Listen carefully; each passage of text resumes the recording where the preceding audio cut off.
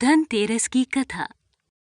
एक दिन भगवान विष्णु मृत्युलोक में विचरण करने के लिए लक्ष्मी सहित भूमंडल पर आए। कुछ देर बाद लक्ष्मी से बोले, मैं दक्षिण दिशा की ओर जा रहा हूं, तुम उधर मत देखना। यह कह जो ही भगवान ने राह पकड़ी त्यों ही लक्ष्मी पीछे पीछे चल पड़ी। कुछ ही दूर पर सरसों का खेत दिखाई दिया। उसके बाद ऊख तोड़कर चूसने लगी। तत्क्षण भगवान लौट आए और यह देखकर लक्ष्मी पर क्रोधित होकर शाप दिया, जिस किसान का ये खेत है 12 वर्ष तक उसकी सेवा करो। ऐसा कहकर भगवान क्षीर सागर चले गए और लक्ष्मी ने किसान के यहाँ जाकर उसे धन धान्य से पूर्ण कर दिया। तत्पश्चात 12 वर्ष के बाद लक्ष्मी जी जाने के लिए तैयार हुई, किंतु किसान ने रोक लिया।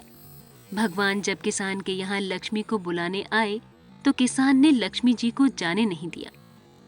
तब भगवान बोले, तुम परिवार सहित गंगा जाकर स्नान करो और इन कौड़ियों को भी जल में छोड़ देना। जब तक तुम नहीं लौटोगे तब तक मैं नहीं जाऊंगा। किसान ने ऐसा ही किया। जैसे ही उसने गंगा में कौड़ियां डाली, वैसे ही गंगा में से 4 चतुर्भुज निकले और कौड़ियां लेकर चलने को उद्यत हुए। जब किसान ने ऐसा आश्चर्य देखा तो गंगा जी से पूछा, ये 4 भुजाएं किसकी थीं? गंगा जी ने बताया, हे किसान, वे चारों हाथ मेरे ही थे। तूने जो कौड़ियां मुझे भेंट की हैं, वे किसकी दी हुई हैं? किसान बोला, मेरे घर में 2 सज्जन आए हैं, उन्होंने ही दी हैं। गंगा जी बोली, तुम्हारे घर जो स्त्री है वह लक्ष्मी है और पुरुष विष्णु भगवान है। तुम लक्ष्मी को न जाने देना, नहीं तो पुनः उसी भांति निर्धन हो जाओगे।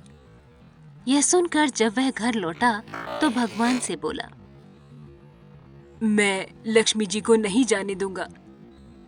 जब भगवान ने किसान को समझाया, इनको मेरा श्राप था जो कि 12 वर्ष से तुम्हारी सेवा कर रही हैं।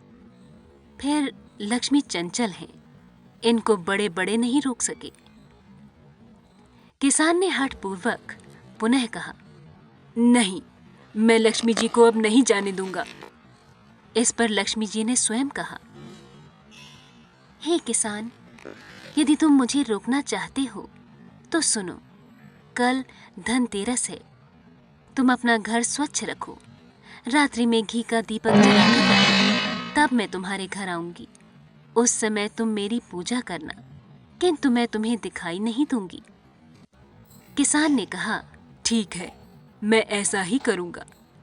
इतना कहा और सुन लेने के बाद लक्ष्मी जी दशों दिशाओं में फैल गईं। भगवान देखते ही रह गए। दूसरे दिन किसान ने लक्ष्मी जी के कथनानुसार पूजन किया। उसका घर धन धान्य से पूर्ण हो गया। इसी भांति हर वर्ष धनतेरस के दिन लक्ष्मी जी की पूजा करने लगा। उस किसान को ऐसा करते देखकर कितने ही लोगों ने पूजा करना आरंभ कर दिया।